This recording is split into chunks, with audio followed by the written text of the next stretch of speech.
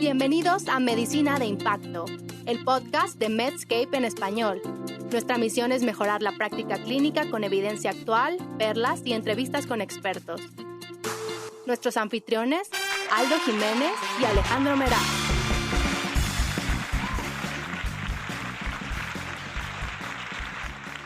Hola, bienvenidos de nueva cuenta a Medicina de Impacto por Medscape en español.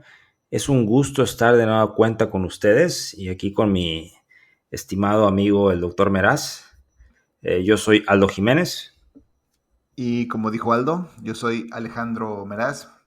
Buenas. Y hoy vamos a hablar de uno de los pivotes del médico internista, que es la hipertensión arterial sistémica, algo que creemos que lo manejamos del todo bien y en automático, pero hay varios detalles que quisiéramos afinar y sobre todo ver detrás de la evidencia que existe de esto y qué novedades tenemos al respecto en los últimos años. Pero bueno, antes de entrar de lleno al tema, pues hace rato que no nos relajamos, Meraz, y hemos ido directo a la maciza, como tú dices. Cuéntame, ¿qué has hecho últimamente y si tienes alguna recomendación de la semana? Pues sí, tengo una recomendación de la semana. Como ahora tengo un poco más de tiempo libre, me he dedicado a darle más al Netflix y empecé a ver en todos lados esta fiebre que había por el juego del calamar y dije, bueno, pues lo tendré que ver, el juego del calamar, que cuando salga este episodio a lo mejor ya hasta pasó de moda. Pero para los que no lo han visto, que yo creo que ya van a ser pocos para este entonces, pues está buenísima. Es una serie coreana. Fíjate que los coreanos hacen muy buen cine y muy buenas series que no es como a lo que estás habituado. Entonces esta serie es de un grupo de personas que deben mucho dinero y les dan una oportunidad de entrar a competir en unos juegos infantiles, pero que está muy sanguinaria porque si pierdes, pues crank. Entonces se trata de todo esto, pero el trasfondo de los personajes es interesante y que están ahí porque ellos así lo desearon, porque quieren la salida fácil de sus problemas de dinero. Entonces eso es lo interesante, porque ahí siempre se trata de que te obligan, pero ahí no los obligan, ahí ellos se metieron y tiene varios giros de tuerca que están buenos. Te la recomiendo para cuando tengas chance. Es todo un fenómeno, ¿no? Esa serie yo también ya la vi. Me pareció increíble, ¿no? Muy cruda. Y sí, como de pronto podemos vender nuestra alma al diablo y es una crítica para la sociedad de hoy en día. Exacto. Qué bueno que te gustó. Para darte un preámbulo, Meraz, vamos a hablar hoy de la hipertensión, incluyendo el tratamiento. Y actualmente tenemos numerosas opciones farmacológicas que de pronto no estamos muy bien estandarizados o no seguimos las guías. Vivimos en el pasado muchas de las veces y eso también lleva a no llevar un buen control de nuestros pacientes, ¿no? Entonces, queríamos hacer este episodio hace un tiempo y vamos a intentar llevarlos de la mano con estas nuevas tendencias y algo que sea muy digerible para llevarlo a cabo con nuestros pacientes. Cuestiones prácticas, ¿no? Prácticos y a la maciza, como decimos. Sin mucho rollo de fisiología, solamente mencionarles, porque luego no sabemos ni lo que es la presión. Bueno, pero la presión arterial es la fuerza que ejerce la sangre sobre la pared de los vasos sanguíneos. Recuerden que presión es fuerza sobre área. Y sin meternos en mucho rollo, podemos decir que la presión arterial es el producto del gasto cardíaco y las resistencias periféricas. Entonces, el volumen sanguíneo, la velocidad a la que viaja la sangre y las tuberías, o sea, los vasos, su diámetro, longitud, complianza, que esto es muy importante porque es algo totalmente biológico que no lo predice ninguna fórmula matemática. Bueno, tal vez sí, pero ya cosas muy elevadas. Entonces, esos son los principales determinantes de la presión arterial y sobre ellos podemos ejercer nosotros tratamientos y es muy obvio a veces. ¿Cuánta sangre tienes? Si tienes muy poquita, pues te hipotensas. Si tienes mucho volumen sanguíneo, pues te hipertensas. Cosas muy, muy sencillas. A mí me gusta decir que la hipertensión arterial es como un ninja, porque es un asesino silencioso. Está asociado a eventos vasculares cerebrales, a falla cardíaca, infartos, a progresión de enfermedad renal, a muerte en general, etcétera. Entonces, de esto vamos a hablar hoy, de cosas prácticas sobre desde cómo medirla y diagnosticarla, los updates y el tratamiento. Es correcto, o sea, nosotros podemos vivir tanto como sea nuestra salud de nuestra circulación, ¿no? O sea, en algún momento esa tubería puede romperse o taparse y, como te dices, sin entrar tanto en fisiología, finalmente en estudios epidemiológicos tenemos ya documentados que entre más alta esté es peor la presión arterial y la controlemos como la controlemos, también tenemos mejores desenlaces. Entonces, ¿qué te parece? Mira, si empezamos con un caso clínico, acude a tu consulta el señor Hugo Enrique Chávez. Él es un jalisquillo de 40 años de edad, quien acude a un check-up médico. Y en su historia familiar destaca la presencia de hipertensión en su padre, varios tíos y abuelo paterno. Y su hermano mayor también padece de hipertensión. Él fuma una cajetilla al día y niega otros antecedentes patológicos. A la expresión física, el señor Hugo Chávez está un poco rechoncho, pesa 100 kilogramos y tiene un índice de masa corporal de 33. Y su presión tomada por ti en el consultorio en ambos brazos es de 150/90, con una frecuencia cardíaca de 80, una respiratoria de 16, y tiene acrocordones y acantosis nigricans, así como un cuello corto. En este punto, su esposa interviene y te dice que además ronca como león. El resto de la exploración física fue normal. Entonces, viendo este caso, verás, ¿cómo definimos primero hipertensión arterial? Sí, primero esto es clave. Y como a mí me gustan los refranes, aquí hay otro. Una golondrina no hace primavera. Entonces, el diagnóstico de la hipertensión arterial ha estado evolucionando y ha dado unos cambios importantes en los últimos 6 años o 10 años, si quieren, podemos decir. Sobre todo hay que acordarnos que la presión arterial, como Aldo ya lo dijo, es un continuo. Entre más alta, peores desenlaces. Y por lo tanto, estos objetivos se han ido moviendo hacia tener a los pacientes con una presión un poquito más baja de lo que estamos acostumbrados y de lo que por estamos acostumbrados, me refiero a lo que nos enseñaron en las escuelas de medicina, donde decíamos presión arterial alta, 140/90 para arriba. Sin embargo, los estudios SPRINT, que fue hecho en personas con alto riesgo cardiovascular que no tenían diabetes, y el estudio ACCORD, igual alto riesgo cardiovascular, pero con diabetes, demostraron mejores resultados, mejores desenlaces en pacientes de alto riesgo cuando se tenía por objetivo de tratamiento una presión arterial menos de 120-80 milímetros de mercurio. Entonces, esto fue un cambio radical. Y con base en estos estudios, las guías de la American Heart Association de 2017 cambiaron. Y les voy a decir ahora las categorías que utilizamos para el diagnóstico de la presión. Entonces, una presión arterial normal es menos de 120/80. Eso es normal. Y luego entran en una categoría que está chistosa, que yo no entiendo por qué le pusieron así, pero elevada, que no es hipertensión todavía, yo creo que es como una prehipertensión, así lo entiendo, que es 100-129 milímetros de mercurio de la sistólica y menos 80 de la diastólica. Y aquí es donde viene ahora sí el cambio. Hipertensión estadio 1 es una presión arterial de 130-139 milímetros de mercurio o 80-89 milímetros de mercurio la diastólica. Entonces, aquí ya muchos, ahí me incluyo, ya podríamos inclusive estar hablando que tenemos hipertensión arterial. Y el estadio 2 lo bajan también. El estadio 2 es mayor o igual a 140 milímetros de mercurio o más de 90 milímetros de mercurio la diastólica. Entonces, aquí un buen número de pacientes que antes no los considerábamos hipertensos, ahora los consideramos hipertensos y el único motivo de esto es apretar las tuercas, porque sabemos que hay mejores desenlaces con presiones arteriales abajo de estos números.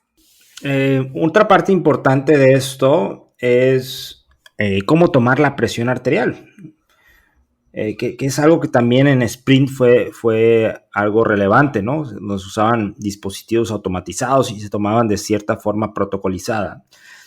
Y creo que en nuestro consultorio frecuentemente no hacemos las cosas bien, o inclusive cuando le pedimos al paciente que se tome la presión en casa, tampoco lo hacemos de forma apropiada. Entonces es importante dar las instrucciones precisas de cómo tomarse la presión y explicar a nuestros pacientes, tomarnos el tiempo para así hacerlo, ¿no? Existe un checklist de cómo medirla de forma apropiada, pero bueno, vamos a verlo brevemente. Una es que obviamente el paciente esté sentado, relajado, con su espalda en el respaldo y sus pies en el suelo sin tener las piernas cruzadas, al menos 5 minutos. Que el paciente no venga de tener actividad física recientemente, que no venga a hacer ejercicio, que no haya tomado cafeína o haya fumado al menos 30 minutos antes, que tenga su vejiga vacía, o sea, que no se esté orinando, eso puede alterar la presión arterial, que no hable ni el médico o el que toma la presión arterial ni el paciente, y que el brazalete no esté sobre la ropa, que esté apropiadamente puesto. El paciente debe estar con su brazo a la altura del corazón, ya sea en un descansabrazos o sobre la mesa, y el brazalete debe quedarle de forma apropiada, ni muy flojo ni muy apretado. Asimismo, tomar presión de ambos brazos y tomar la presión donde sale la presión más elevada, como la que seguiremos eventualmente, ¿no? Entonces, esas son una serie de las recomendaciones que debemos de llevar, y es importante tomarnos el tiempo para verlo con nuestros pacientes. Y se prefiere el uso de dispositivos automatizados, no los de muñeca, se prefieren los que sean de brazo, ¿no? Usualmente usar dispositivos que hayan sido validados y calibrarlos periódicamente. Sí, los vamos a pasar una página de internet de Estados Unidos que se llama validatedbp.org, que ahí pueden checar los dispositivos que se recomiendan. Y entonces, bueno, todo lo que dijo Aldo, todo eso lo tenemos que hacer en el consultorio, comprarnos nuestro dispositivo, tener un cuarto aparte donde de forma automatizada se le pueda medir la presión al paciente, inclusive antes de que pase a la consulta. De esta forma podemos evitar mediciones erróneas. Bueno, siguiendo con el caso, al paciente Hugo Chávez les das instrucciones precisas de cómo tomarse la presión en casa, y de tarea le dejas que se haga una bitácora de esta presión arterial y comienzas a hacer cambios en el estilo de vida. Un mes después regresa con su bitácora, sin embargo dijo que no compró el aparato, pero iba a la farmacia de la esquina y que se la tomaban ahí. ¿Nos quedamos conformes con esto? ¿Qué otras formas tenemos de determinar la presión arterial, Meras? Bueno, antes, pues no, yo no me quedaría conforme con eso, porque ya salió lo mismo, que se la tomo yo en el consultorio de forma tradicional con mi estetoscopio y mi baumanómetro de columna de mercurio, que ya ni hay, pero bueno, a que se lo esté tomando no sé quién en la farmacia. Pero hay que recordar también que para hacer el diagnóstico, pues necesitamos que nosotros hayamos determinado de una forma apropiada con el dispositivo y midiéndole la presión al paciente, como ya lo dijiste tú, al menos en 2 ocasiones distintas, es decir, en 2 visitas a la oficina. Y esto está en las guías, porque al final de cuentas va a ser la forma en la que la mayoría de los pacientes se van a seguir. Esto es bueno hacerlo así, se vale, no tampoco nos vamos a poner exquisitos, y si no tienen un dispositivo que lo pueda hacer de forma automatizada, que están muy buenos, porque tú conectas al paciente, le pones, bueno, no lo conectas, le pones el brazalete, te vas, lo prendes y va a tomar 5 mediciones seguidas, va a descartar la primera y la última y va a hacer un promedio de las 3 de en medio, entonces te da una presión arterial muy, muy precisa. Pero si eso no se puede, lo que es todavía mejor es que el paciente se monitoree en casa y lo tiene que hacer como Aldo igual explicó, o sea, misma técnica con el paciente tranquilo, descansado, sin ganas de orinar o de ir a hacer otra actividad, con el brazo en una posición apropiada, con un brazalete apropiado, con el dispositivo apropiado, y pueden hacer una bitácora. Y ahí cada quien lo hace como quiere, no hay como una forma precisa de hacerlo. Yo les recomiendo que se lo tomen durante una semana, en la mañana y en la tarde. Y a veces hay quien recomienda que se lo tomen a distintas horas como para tener otras mediciones intermedias, también se vale.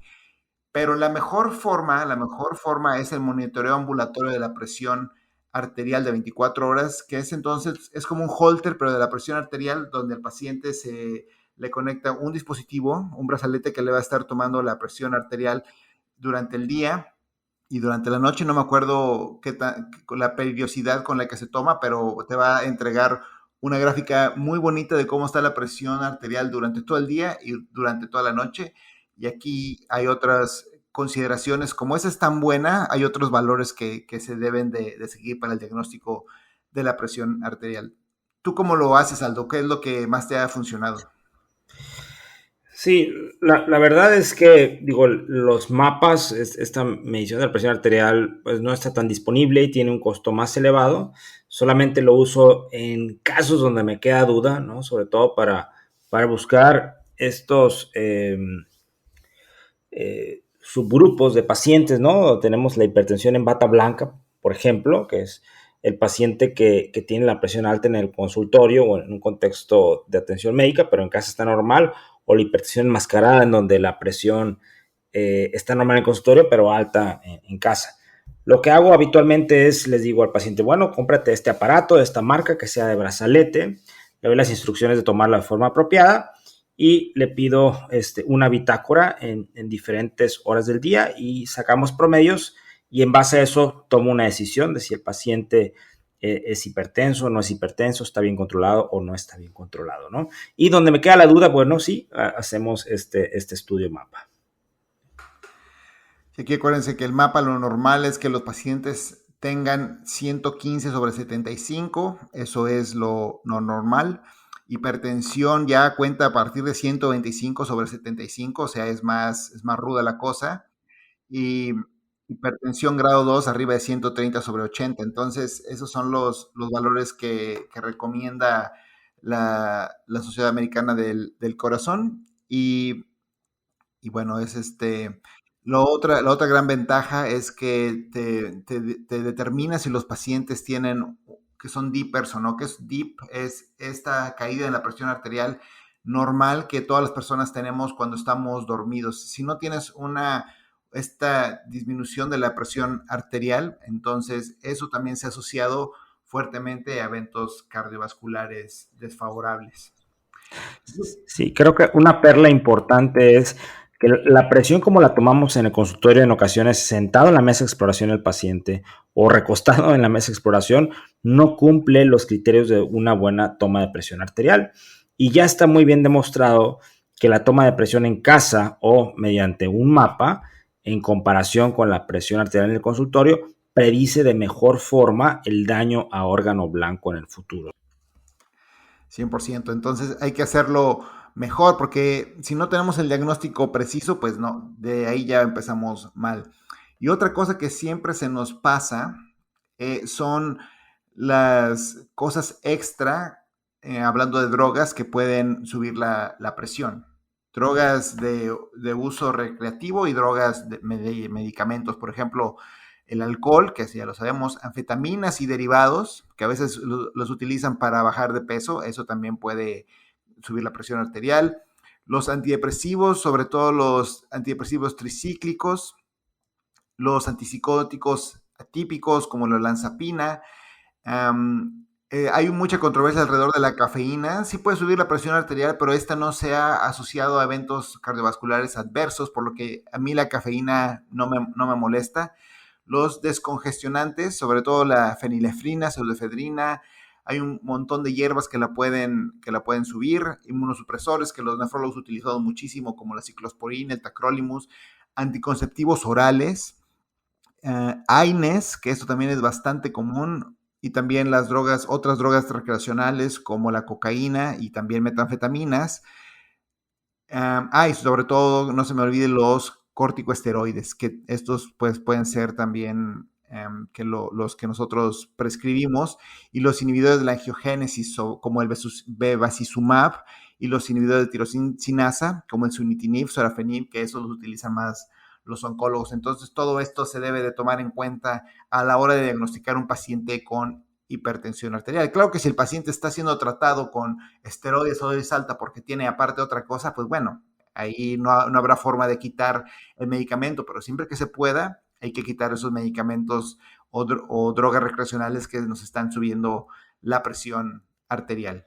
Pues, esta es una plática sobre hipertensión esencial, sin embargo, no hay que menospreciar, hay que echarle ganitas en nuestra consulta y hacer una revisión de los medicamentos o de los suplementos que está consumiendo nuestro paciente. Muchas veces ahí podemos encontrar algún desencadenante o algún otro factor que esté contribuyendo a esto. Y bueno, también buscar causas reversibles o secundarias que hablaremos en un momento más, ¿no?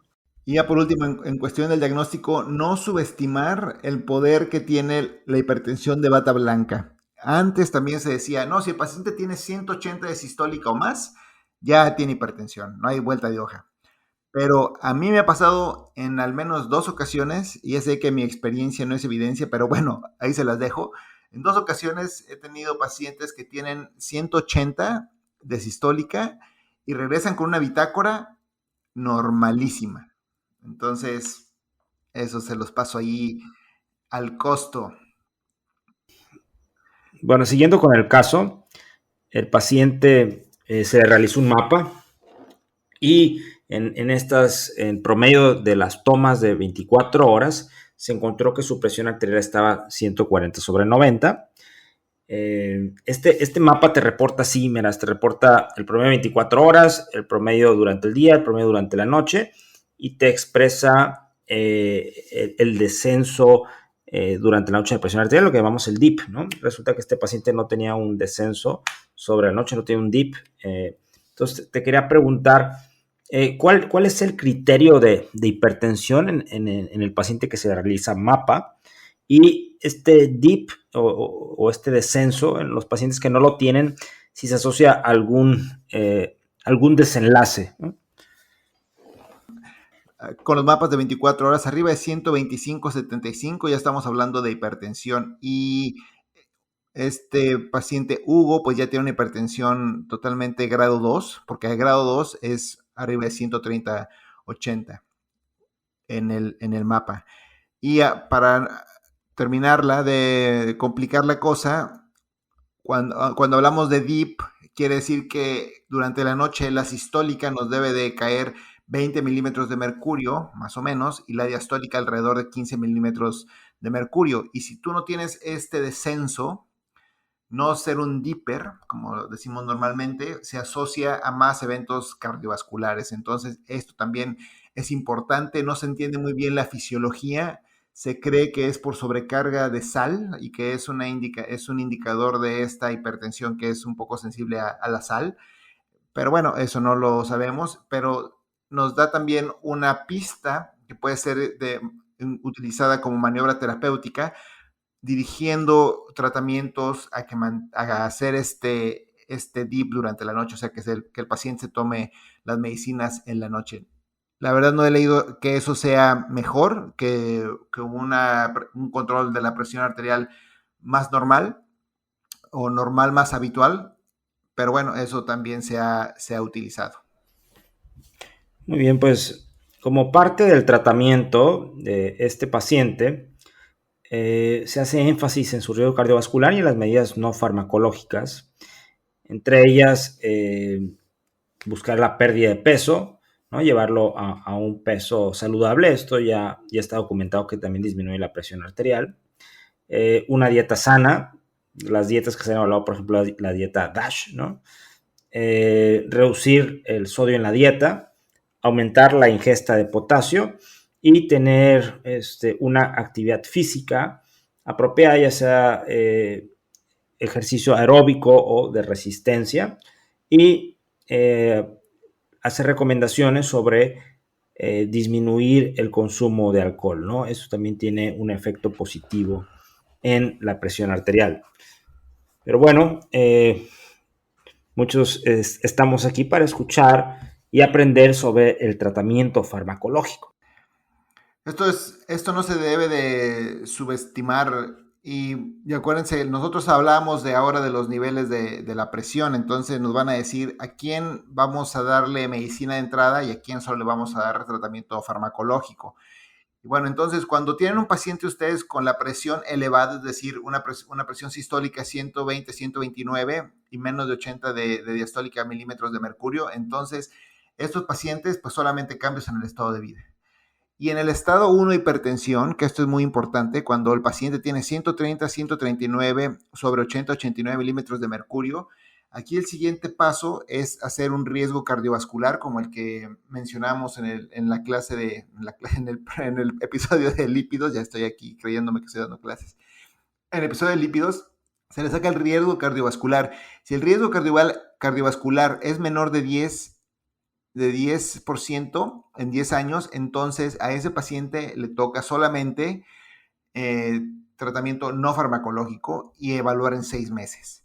Si este paciente con un grado de hipertensión 1, pero un riesgo cardiovascular más de 10%, a ese paciente ya le tocan fármacos.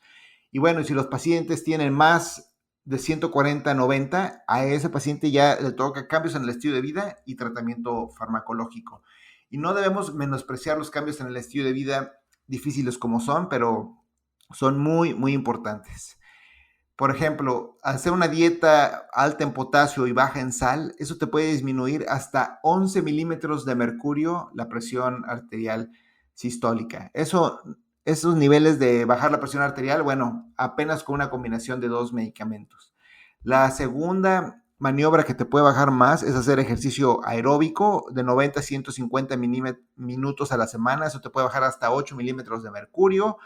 Y reducir nada más la dieta en sodio te puede bajar hasta 6 milímetros de mercurio. Bajar al menos 5% tu peso corporal, 5 milímetros de mercurio. Entonces, lo que te da más bang for your buck, o sea, es tener una dieta apropiada con baja de sal y alta en potasio. Salió un estudio muy bueno, una extensión del sprint, pero en ancianos, y los ancianos también se benefician de tener estos niveles bajos de presión arterial, solo que tenemos que tener cuidado si el paciente está muy frágil.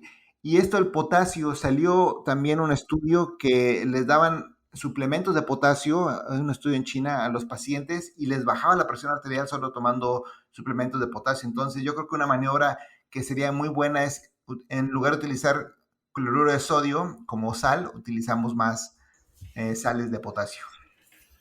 Excelente. Sí, las recomendaciones no farmacológicas, pues es importante los números que nos da, del gran impacto que pueden tener y pues no menospreciarlas, como bien comentas. Pero bueno, vamos ahora a comentar sobre las opciones farmacológicas. De pronto tenemos tantas opciones que no sabemos cuál escoger. Sin embargo, ya las guías de hipertensión nos ayudan a tomar estas decisiones, ¿no? Y aquí partimos de escoger entre 3 clases de medicamentos, lo que se llama el trío dorado, ¿no? Yo lo he visualizado en ciertas figuras como un triángulo. En uno de los puntos o de las esquinas están los inhibidores de la YECA o los bloqueadores del receptor de angiotensina 2. En otro punto están los calcioantagonistas y en un tercer punto están los diuréticos de tipo tiazida, ¿no? Y estos son los 3 grupos en donde nos comentan las guías que debemos de partir de uno de ellos, ya sea como monoterapia y en caso donde tenemos hipertensiones más descontroladas, utilizar combinaciones de medicamentos, 2 fármacos al menos. En este paciente, Meraz, ¿tú cómo empezarías? Primero, la base del triángulo, como que tú mencionas, que me gusta esa idea, esa pirámide, pues es los cambios en el estilo de vida, sobre todo los que ya mencionamos, muchas verduras, poca sal, suplementos de potasio, etcétera. Eso es una. Y como el paciente ya tiene una presión que hemos visto en el consultorio con un mapa que al menos en el mapa es mayor de 140/90, lo que equivale casi a 160 o 100 en el consultorio, entonces yo de entrada ya le dejaría 2 medicamentos. Y esta era una de mis dudas cuando yo era un poco más joven, si era mejor utilizar un medicamento hasta al tope en lugar de agregar 2 medicamentos, pero resulta que es mejor agregar 2 medicamentos a dosis moderada que uno a dosis tope. Y bueno, a lo mejor es porque tiene 2 mecanismos de acción. Pero yo, como soy nefrólogo, a mí me gusta mucho empezar con diuréticos, y lo que más utilizo pues son las tiazidas, y en este caso la que más he utilizado es la clortalidona. ¿Por qué? Porque tiene una vida media extraordinaria, creo que no estoy seguro, a lo mejor les miento, pero al menos de 2 días, y se ha asociado a mejorías en desenlaces cardiovasculares en el estudio ALHAT o ALAT, como le quieran decir. Es importante saber que pues tiene efectos adversos. Si es una persona anciana, me preocupa hiponatremia, también puede dar hipercalcemia, puede predisponer a nefrolitiasis, elevación de la glucosa también. Y abajo de 130 de tasa de filtrado, abajo de 30 de tasa de filtrado glomerular, empiezan a perder poder, o eso es la enseñanza clásica. Y el otro fármaco que normalmente yo inicio es un IECA o un ARA2, pero casi siempre me decanto más por los ARA2. Y eso es lo que utilizo de inicial, y cuando esto no es suficiente, el tercero que agrego es un calcio antagonista como amilodipino. Es lo que más utilizo de entrada como combinación normal en un paciente que no tiene otra indicación precisa para utilizar algo diferente. Bueno, la preferencia de utilizar un fármaco sobre otro de estos 3 clases de fármacos, por ejemplo, algunas guías que se inclinan a escogerlos dependiendo de la edad del paciente. Entonces, por ejemplo, las guías británicas de hipertensión sugieren que en pacientes jóvenes, menos de 55 años, de primera elección utilices un IECA o un ARA2, y en pacientes más de 55 años, inicies un calcio antagonista o un diurético de tipo tiazida. En este caso, bueno, los pros y contras que hablaste ahorita de las tiazidas, me parece muy bien la forma que te inclinas más hacia los ARA2, que creo que parte del apego es, bueno, si tú recetas, por ejemplo, Captopril, pues tienes que darlo 3 veces al día. Entonces, eso no es factible, y los ARA2 usualmente requieren administrarse nada más una vez al día en nuestros pacientes. Y es algo que es práctico, ¿no? Entre más toma el dedo al paciente, menos va a ser el apego, ¿no? Y el uso de los calcio antagonistas, a veces algunos problemas, pues es el edema periférico que puede encontrarse en nuestros pacientes, y que el paciente se preocupa o se asusta cuando esto sucede. Entonces, igual en mi práctica clínica usualmente yo inicio con un ARA2 y ya agrego una combinación, ya sea con una tiazida o con un calcio antagonista. Que en esto de bajar la presión arterial, usualmente nos dicen que mientras bajes no hay grandes cambios en los desenlaces, con una excepción muy importante, Menas, que fue el estudio Accomplish. El estudio Accomplish investigó 2 combinaciones, una de un IECA con tiazidas versus un IECA con un calcio antagonista, y a pesar de tener una presión un poquitito más alta en la combinación con calcio antagonista, hubo mejores desenlaces. Entonces, es uno de los pocos estudios que nos dicen que para disminuir los desenlaces adversos cardiovasculares es mejor usar esta combinación que combinarlo con una tiazida, ¿no? Esto es algo bastante relevante, y he citado, fíjate, en muchos estudios o revisiones. No sé si lo habías tenido en tu radar ese estudio, Meras. Sí, como no, el Accomplish es otro de los grandes clásicos, junto con el ALHAT y el de los sartán en diabetes. Pero lo que dices es sumamente importante. Hay que buscar las formas en que los pacientes se tomen las medicinas, y dándoles menos pastillas es una forma ideal. Yo mencionaba que a mí me gusta la clortalidona. El problema de la clortalidona es que no hay en combinación, a excepción de una combinación que es con asilsartán, y está un poco cara. Pero la combinación acilsartán-clortalidona es extraordinariamente buena para bajar la presión. Y hay otro beta bloqueador que lo combinan con clortalidona, que ahorita no me recuerdo el nombre, pero ese también puede ser una opción en pacientes que necesiten beta bloqueador. Ahora, muchas veces me han preguntado, y yo también me tenía esta duda antes cuando era estudiante, ¿qué es mejor, IECA o ARA2? Entonces, pues la verdad es que no hay ninguna evidencia de que los ARA2 sean mejores que los IECA o viceversa. Mucho es de historia porque los IECA se empezaron a utilizar mucho en pacientes con proteinuria y con diabetes tipo 1 y los ARA2 pues se empezaron a utilizar y estudiar más en pacientes con diabetes tipo 2 y proteinuria. Entonces, mientras tengan la presión controlada, no va a haber mucho cambio. Lo que hay que tomar mucho en cuenta es que los IECA o ARA2 son de primera línea en pacientes con diabetes y proteinuria o con cualquier nefropatía que tenga proteinuria, en enfermedad renal crónica, en falla cardíaca y con historia de infartos. Entonces, esto los tenemos que tener de primera línea y no se recomienda combinarlos porque te suben el potasio y puede ser peligroso. Mencionar que con los IECA a algunos pacientes les da tos y eso es bueno, hay que darles ARA2 que se quita como por arte de magia. Y una cosa que es muy interesante es que el olmesartán puede dar una enteropatía parecida a la enfermedad celíaca. Entonces, si ustedes utilizan este medicamento como de batalla, tengan eso muy en cuenta. Bueno, en este paciente se optó por iniciar la combinación de valsartán con amlodipino, ¿no? De 160 miligramos sobre 5 miligramos. Y a pesar de esto, la hipertensión se descontroló después de algunos meses.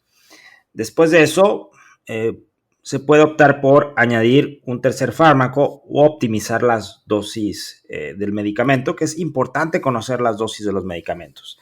A veces podemos dar dosis supraterapéuticas donde no vamos a ver un mayor beneficio. Entonces es importante estar familiarizados con ellos. Por ejemplo, valsartán, la dosis sería 320 miligramos y para amlodipino sería 10 miligramos, que fue lo que se hizo con este paciente. Y si a pesar de esto no se controla, bueno, ya se puede valorar añadir, por ejemplo, un diurético tipo tiazida como hidroclorotiazida o clortalidona, que tenemos combinaciones donde están a veces esos tres fármacos, ¿no? Que pueden ser de bastante utilidad.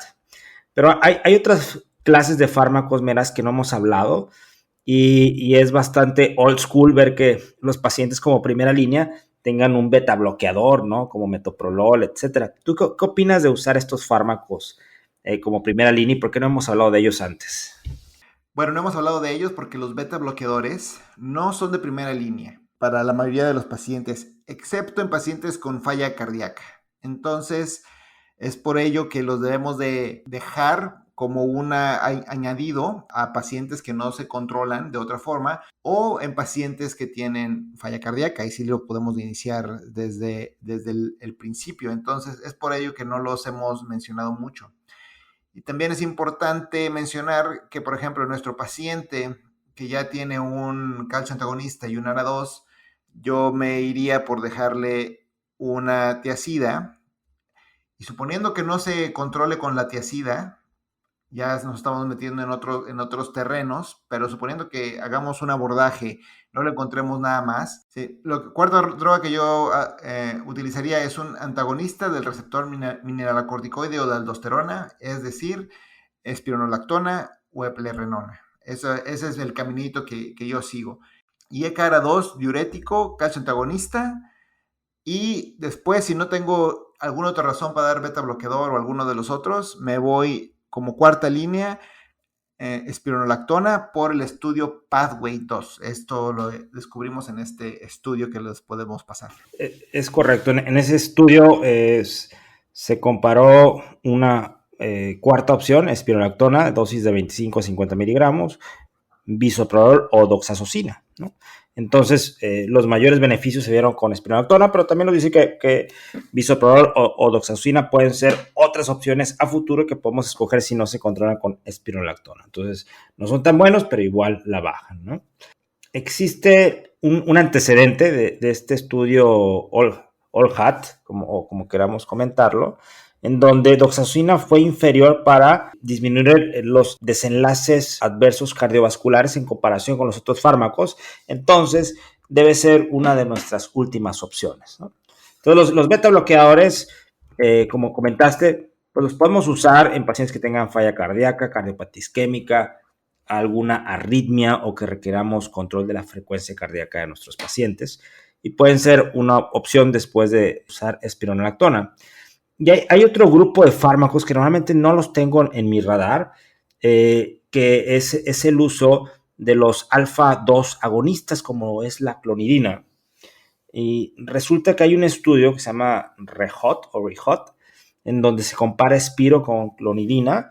Y la clonidina, pues fíjate que también tiene lo suyo, tuvo un buen descenso de la presión arterial, no mejor que espirolactona, pero bastante decente, como para intentarlo como un escalón más, tal vez nuestra quinta opción entre esta y un beta bloqueador, ¿no?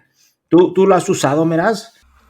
Fíjate que creo que un par de ocasiones nada más, ni siquiera me acuerdo bien, pero no, casi no llego a esos niveles. Casi siempre es suficiente con agregar un inhibidor de aldosterona. Eso me ha funcionado bastante bien. Y a decir verdad, para mí mi quinta línea casi siempre son los alfa bloqueadores. Entonces, esa es la otra. Yo creo que la clonidina y la alfa metildopa, que también es otra opción que podemos utilizar, las utilizo hasta sexta y o séptima línea, que también es difícil llegar a esos niveles.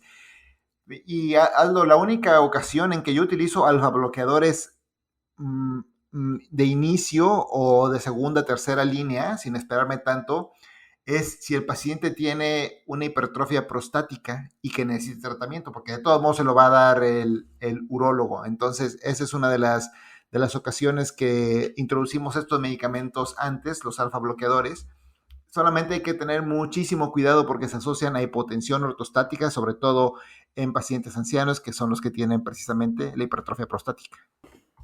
Sí, es importante de estas líneas que hemos hablado que en cada paso que demos siempre valoremos el apego al tratamiento, obviamente, y en segundo lugar que tengamos dosis adecuadas de estos fármacos.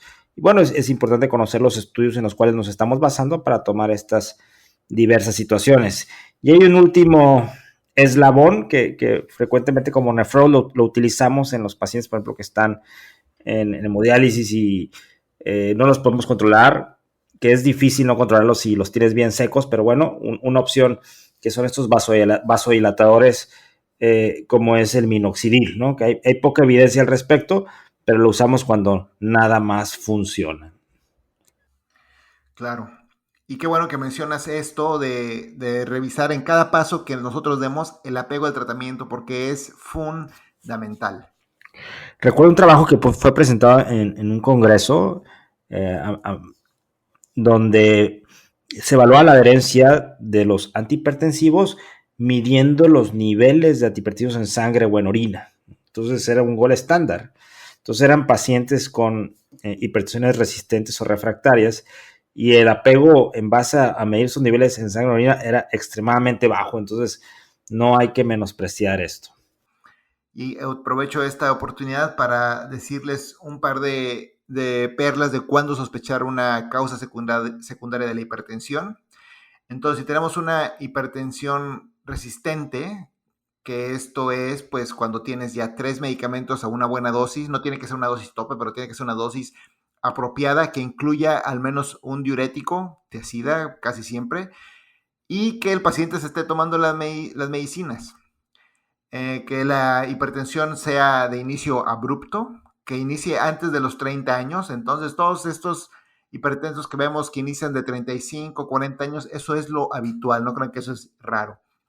Que hay una exacerbación de una presión arterial que esté controlada, que sea una hipertensión acelerada o maligna de las que se conocían antes, que se asocian a encefalopatía, que haya un inicio de hipertensión diastólica en adultos mayores de 65 años y que el paciente tenga hipocalemia espontánea o que la hipocalemia empiece cuando le das tiazida. Si tú tienes un paciente normal, potasio normal, y tú le das una tiazida y te da hipocalemia así de entrada, ese paciente, cuidado.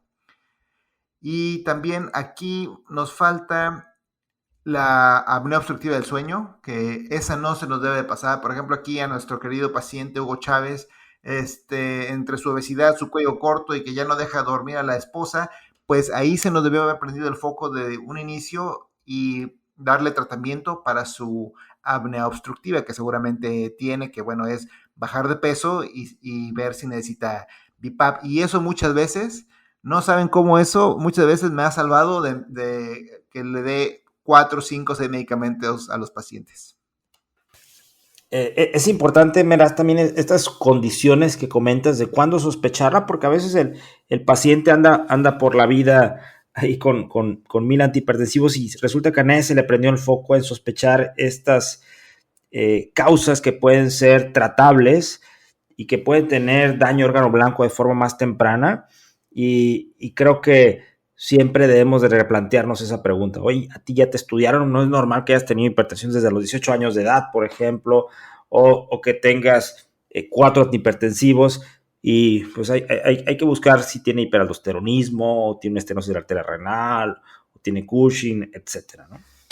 Sí, aquí qué bueno que mencionas lo del estenosis de la arteria renal, porque se me andaba pasando, o se nos andaba pasando comentar, cuando ustedes inician un IECA o un ARA2, si la creatinina le sube más del 30%, esa es una indicación para buscarle más al paciente.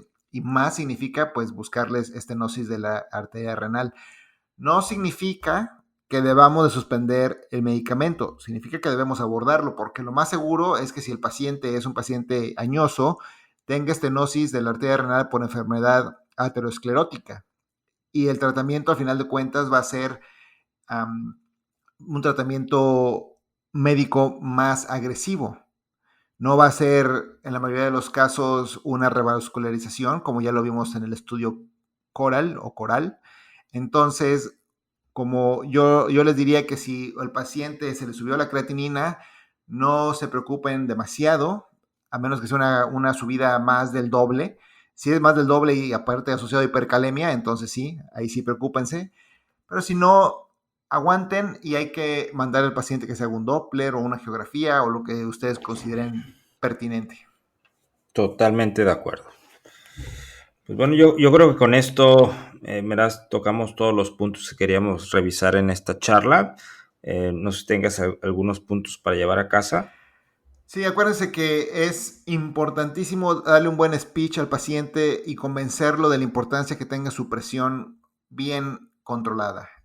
Es también muy, muy importante saber tomar la presión arterial bien con los dispositivos que estén calibrados y validados, o si lo van a hacer de forma manual porque no hay de otra, pues al menos seguir todos los pasos que les mencionamos para tener un buen diagnóstico de la presión arterial. No escatimen en las medidas no farmacológicas porque aquí se puede ganar muchísimo, inclusive el beneficio que nos dan si combinamos 3 de estas, pues va a ser como darle 3 medicamentos a los pacientes.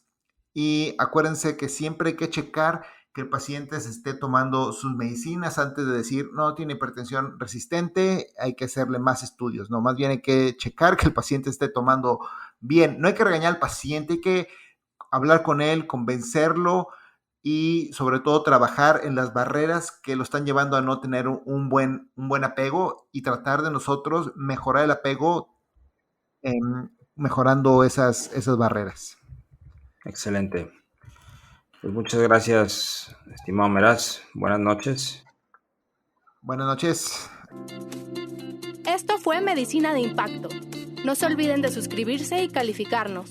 Recuerden, el objetivo de este podcast es meramente educativo y no es equivalente a un consejo médico.